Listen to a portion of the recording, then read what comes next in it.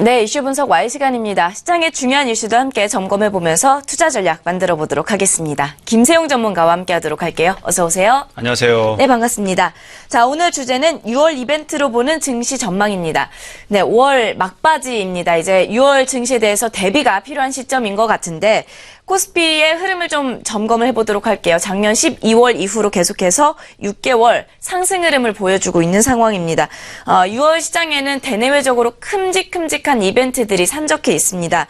대내적으로는 추경과 임시국회 예정이 되어 있는 상황이고요. 대외적으로는 FBI 국장의 상원 청문회도 있고 14일, 15일 미 연준의 FOMC 회의를 비롯해서 여러 가지 문제들이 있습니다.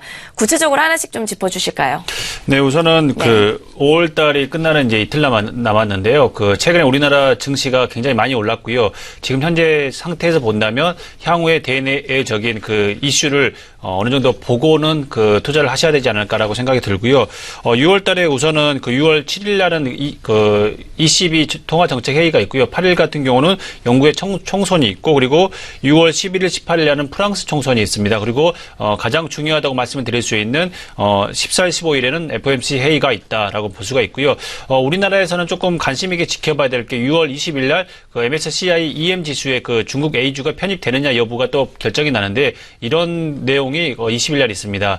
우선은 오늘은 두 가지 정도를 볼 내용인데요. 첫 번째로 영국 총선인데요. 영국 총선이 테러 직후에 ORB 여론조사 기관에서 발표한 내용을 보게 된다면 보수당이 44%의 지지율을 갖고 있고, 그리고 노동당 같은 경우는 38%의 지지율을 얻게 된다라고 이제 발표를 했는데요.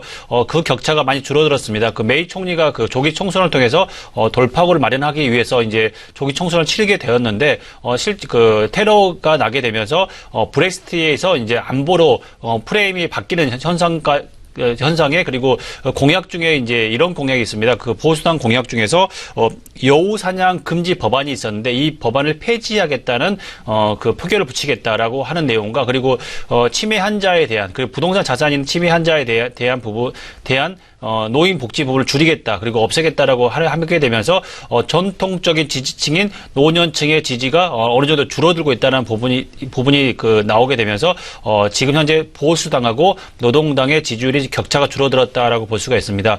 그러나 결론적으로 말씀을 드린다면 전체적으로 지금 현재 앞서고 있고, 또한 지금 격차도 한 6% 정도 나기 때문에 아마도 보수당이 이기지 않을까라고 생각이 듭니다. 만약에 이런 결과가 나온다면 시장은 그렇게 크게 흔히 말하는 변동성이 생기지 않을 텐데, 만약에 이와는 반대로 역전된 흔히 말하는 노동당이 더 압승하게 된다면 브렉시트에 대한 부분과, 그리고 이런 전체적인 내용들이 아마도 많이 바뀌기 때문에 이 영국 총선에 대해서 어느 정도 관심을 가지셔야 된다라고 볼 수가 있고요.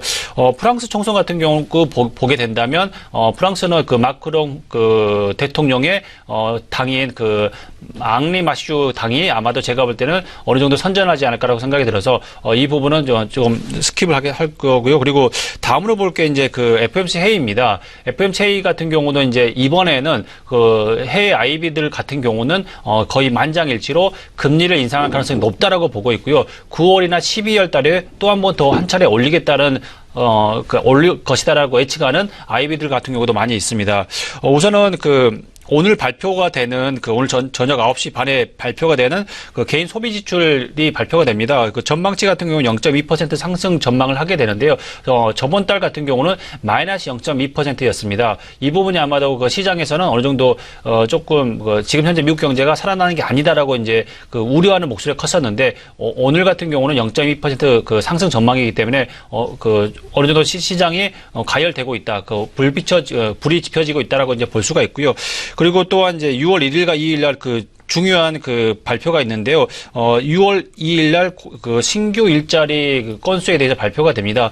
시장의 예측치 같은 경우는 지금 현재는 17만 3천만 일자리가 될 것이라고 보는데, 이보다 아마 좋게 나온다면 아마도 6월 14일, 15일에 FOMC 회의에서 금리를 인상 가능성이 더 높아질 것이고, 9월이나 12월 달에 한 번 더 올릴 것이다라는 내용이 있습니다.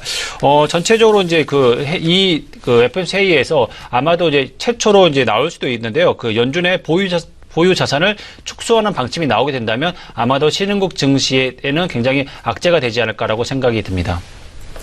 네, 우리가 한 가지 더 주목해 봐야 될 만한 부분이 있습니다. 바로 이 중국이 MSCI 신흥 지수에 있어서 본토 A주를 편입하기 위해 이 네 번째 도전에 나서게 됩니다.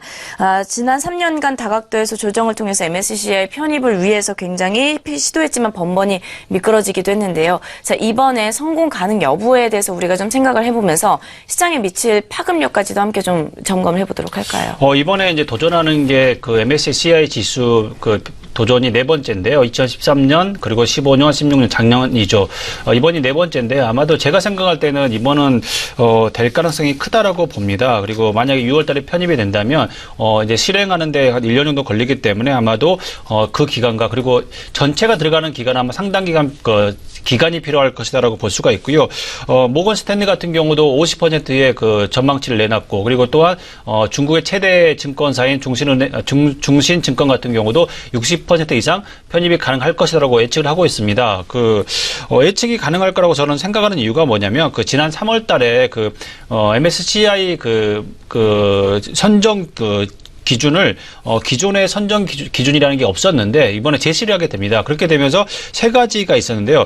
후광통이나 삼광통 거래 가능 대형주로 한정하겠다라고 했고요. 두 번째로 보게 된다면 A주와 H주 동시 상장하는 기업은 차이나 H주에 편입이 됐을 때는 상장을 제의한다라고 이야기했고요. 세 번째는 12개월간 50 거래일 거래 정지가 없어야 된다라고 이제 이야기를 하게 되면서 원래는 이제 이 대상 유니버스가 448개였는데 이번에 이런 선정 기준이 나오게 되면서 169개로 축소가 됩니다. 이 부분은 어떤 의미를 말하냐면 지금까지 시장에서 우려했던 것들을 MSCI 선정 기준을 내게 되면서 이제 어느 정도 시장의 우려를 불식시키고 있다라고 볼 수가 있어서 아마 제가 생각할 때는 예전 같은 경우는 뭉텅거리로 다 이제 편입을 하는 방법이었다면 이번은 조금씩 흔히 말해서 처음에 편입을 시켜주고 조금씩 금액을 늘리는 방법으로 해서 제가 생각할 때는 이번에는 편입이 될 가능성이 굉장히 크다라고 볼 수가 있고요. 만약에 편입이 된다면 EM 지수 편입 비중의 전체 비중에서 0.5% 정도 수준됩니다. A주 시가총액이 지금 현재 보게 된다면 전체 보면 4조 위안, 우리나라 돈으로 665조 원 정도 됩니다. 이 규모에서 편입이 되는 100억 달러 정도 되니까 전체 규모에서 한 1.5% 정도 되기 때문에 제가 생각할 때는 시장은 미미할 것이다. 흔히 말하는 시장에 영향을 미치는 건 하겠는데 중장기적으로 굉장히 큰 파급 효과가 있을 것이라고 보기 때문에 제가 생각할 때는 좀 관심을 가지시는 게 좋지 않을까라고 생각이 듭니다. 네, 그렇다면 이제 전반적인 투자 전략을 좀 만들어 봤으면 좋겠습니다. 6월 시장에 대해서 우리가 어느 부분에 포커스를 맞추고 시장 전략을 짜보면 좋을까요? 제가 생각할 때는 이번 6월 달에는 우리가 흔히 말하는 악재가 많이 있습니다. FOMC에서 미국 금리 인상하고 그리고 또한 연준 자산을 축소하는 방침들이 나오게 된다면 분명히 시장에는 악재입니다. 그렇지만 전체적으로 보게 된다면 오늘 같은 경우 뉴스를 보게 된다면 강남의 부동산 재건축이 꿈틀거리고 있고 그리고 가격들이 상승하고 있다라는 모습들 그리고